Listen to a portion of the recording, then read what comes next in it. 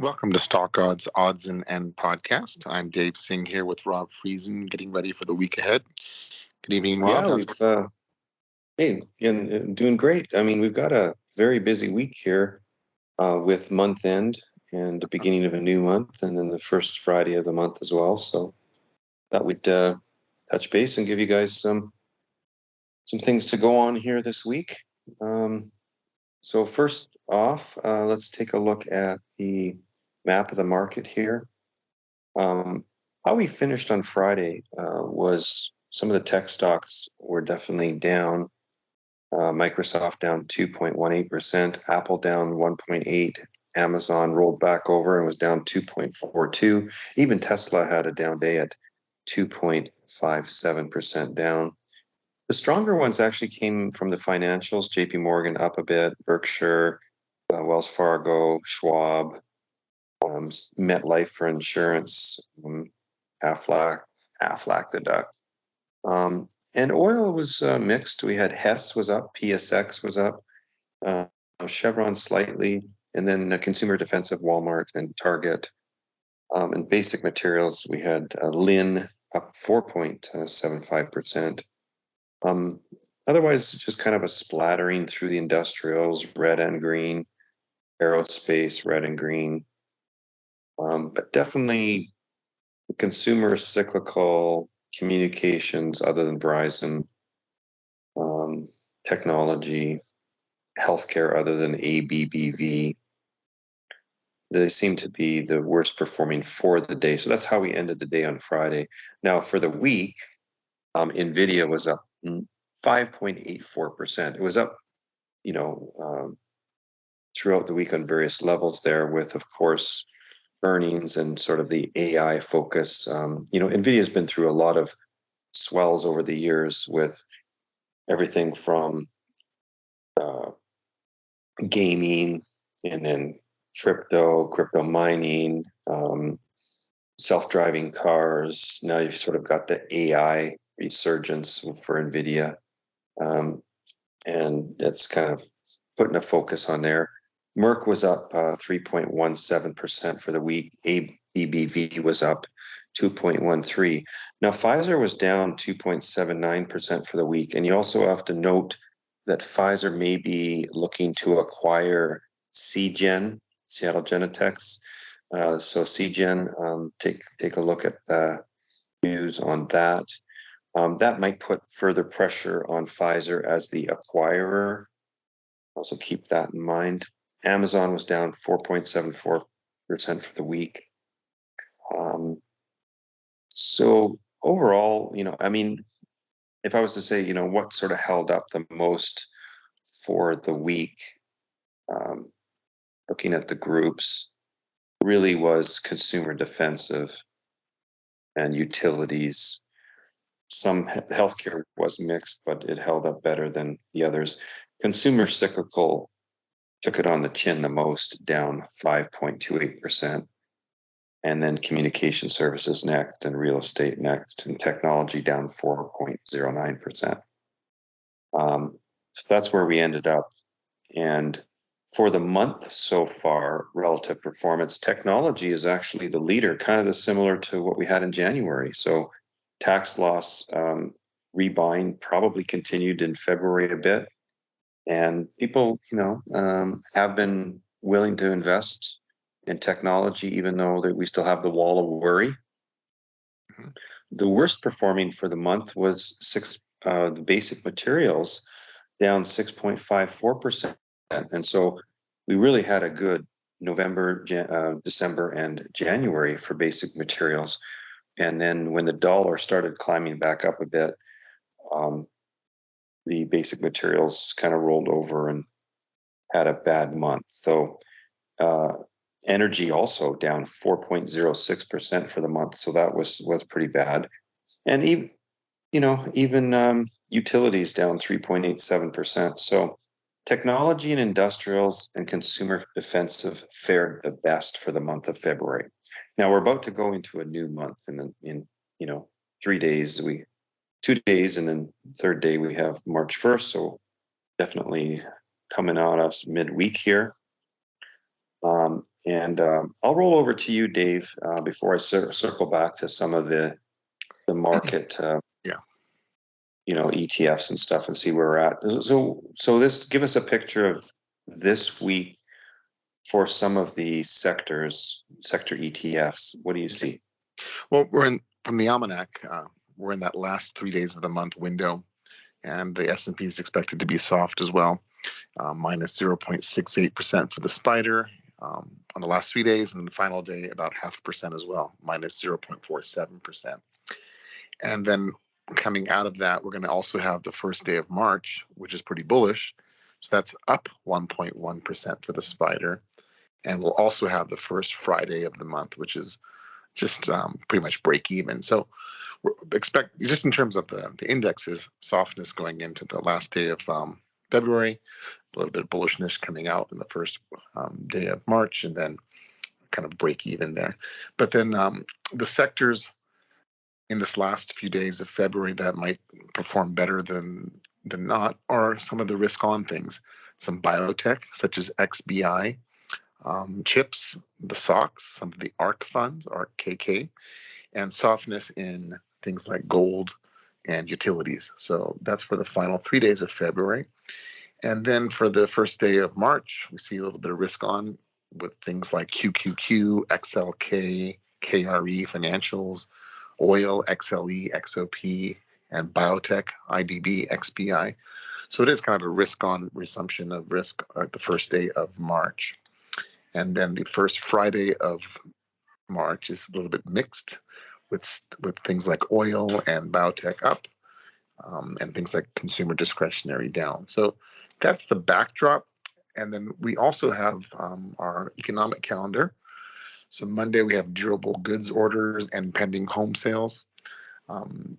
Tuesday, again, housing information, Case-Shiller index on home prices.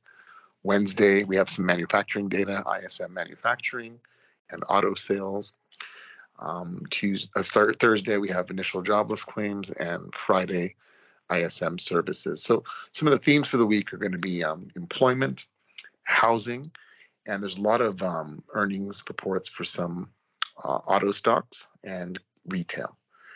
And if we look at the major stocks for earnings, we have Monday, we have Occidental Petroleum, things like Zoom, Lordstown Motors, and electric vehicles.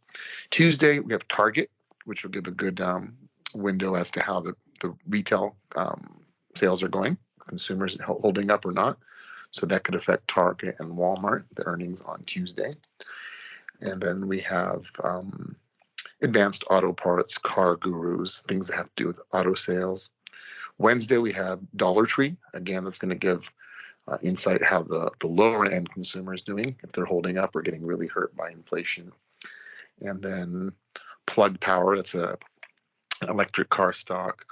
Salesforce, Lowe's, so mixture come Thursday. And then Thursday we have Broadcom, which will give us some insight into semiconductors again. And last week we had NVIDIA, this week Broadcom.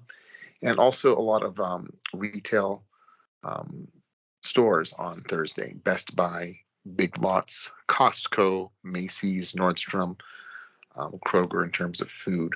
So Thursday is big for retail, and not much on Friday. So that's the general backdrop in terms of economic reports and earnings. So back to you, Rob. Some of the lists curated for subscribers, we seem to have some shorts in the energy patch. Now, Russia, cut some production. Things are stable, but if I see, any bullish signs for energy, particularly oil tomorrow, it might not be the best to have some of that short. So just keep that in mind. Looking at our futures right now for the Dow Jones, we are up slightly, up 21 points. For the NASDAQ, we're up slightly at 5.75 points. That's 0.14%, so a bit more than the Dow Jones. The NASDAQ is up 30.5, so that's up 0.25%, a quarter of a percent. And Russell's up $1.90 or 0.10%. The VIX is stable around 22.15, down just slightly. So a little bit leaning to maybe opening at a bit of a premium in the morning, but again, it could fade quickly. We may, because the last day of the month is essentially down, and most institutions know that historically, it could be soft for these next 2 days. And like Dave said, we could have an update then on the first trading day of the month. So it could make for a good turn of the month effect. Keep that in mind. February going into March could have a good turn of the month effect. Crude. Now we had, not that the crude stocks, some of them performed okay for last week, but some of them didn't. But I find generally if the majors are not performing well, that doesn't mean that the small cap oils don't perform. You often get that, like Chevron, Exxon could be down a bit and oil could be stable, and you still have a pop in the small cap. So there's quite a difference in the markets. But with this crude oil, we're down 0.31% now, and this is already digesting that Russia cut news. So, we may be okay with those shorts, as we mentioned. Brent crude is also down 0.34, and natural gas had a little bit of a rally last week, but is possibly stabilizing here after that. It's up 0.75% at the moment. Our metals have been sliding down all through February, as we mentioned, and no reason to see it turn yet. It depends on this dollar. So let's take a look at the currencies here. The dollar is up right now, slightly 0.05%. And there's a bit of a number to test at 105.50, and we're at 105.22. So that I would look for that 105.50. If we ricochet off that, then and probably not going higher, might cycle back down. So keep that in mind.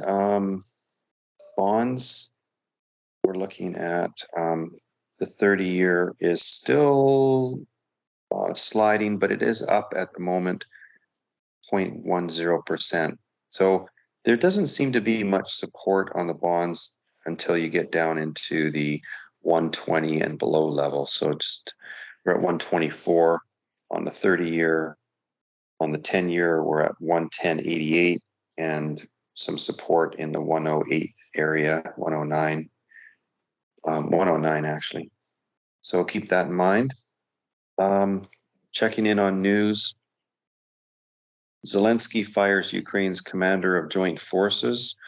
I've been talking to some of our traders that the narrative on the Ukraine is very different than what's happening on the ground in the Ukraine. So the narrative is what the media portrays. Just keep that in mind. Do your own homework. Look at different media sources to try to piece things together. But the situation there is still very fluid. So anyway, China. So we had flu cases are surging in China, leaving antivirals in short supply. So we had this COVID lockdown. We ended up, the country reopened, and now we're dealing with influenza. This could be a product of having so much masking and people sort of contained and not sort of interacting with normal development of, resistance to some things. I don't know, but definitely this could end up being a problem on productivity there. So China stocks are quite fluid right now. So I would advise being very careful in the China area. And not only that, many of those stocks have come off their October, November lows, to the tune of 200%, 300%, some of them 400%. So there's a lot of risk in this whole area after such a big run. Okay. Anything from your end left there, Dave, to report? No, that's it so far. Okay. Well, have a good week. We've got, like I said, busy here with month end on Tuesday, new month starting on Wednesday and then the first Friday of the month. Check all your symbols on the almanac. Look for any flip-flops where you might have a symbol that's bullish on the last day of the month and then bearish on the first day of the month, or vice versa, or the first Friday. So check that to see what kind of flip-flops are there, and have yourself a productive and successful trading week. Okay. All right, good luck. Thanks. Bye-bye.